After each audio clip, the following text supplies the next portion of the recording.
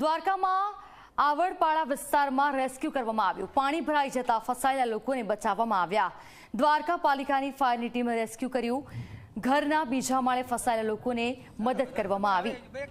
સતત ભારે વરસાદને કારણે લોકો ભારે પરેશાન થયા છે। લોકોને બચાવવા માટે રેસ્ક્યુ ટીમ ઉતરી અને રેસ્ક્યુ કરવામાં આવ્યું।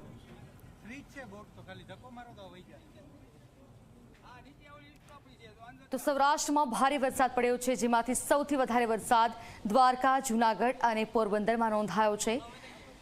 દ્વારકામાં તો લોકોના હાલ બેહાલ બન્યા છે। સંવાદદાતા જયદીપ પાસેથી વધારે વિગતો મેળવીશું। જયદીપ, દ્વારકામાં ધોધમાર વરસાદને પગલે કેટલાક લોકો ફસાયા હતા, જેમનું રેસ્ક્યુ કરવામાં આવ્યું, શું વિગતો?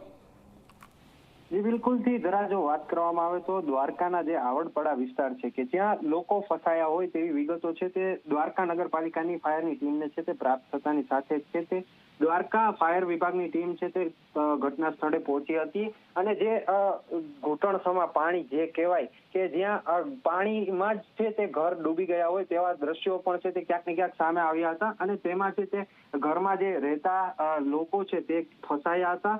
દ્વારકાની ફાયર વિભાગની ટીમને છે તે જાણ થતાની સાથે છે તે તમામ લોકોનો છે તે બચાવ કરવામાં આવ્યો હતો અને તમામને છે તે સુરક્ષિત જે ઊંચાણવાળા વિસ્તારો છે ત્યાં છે તે ખસેડવામાં આવ્યા હતા અને સારવાર પણ છે તે થોડી નાની મોટી ઈજાઓ જ્યાં પણ થઈ હોય ત્યાં પણ છે તેને સારવાર પણ આપવામાં આવી હતી અને લોકોને છે તે જે પાણી ભરાયા હોય ત્યાં પણ છે તે ન જવા તંત્ર દ્વારા પણ છે તે સૂચના કરવામાં આવી હતી અને ફાયર વિભાગ દ્વારા છે તે આ લોકોનું છે તે બચાવ કાર્ય કરવામાં આવ્યું।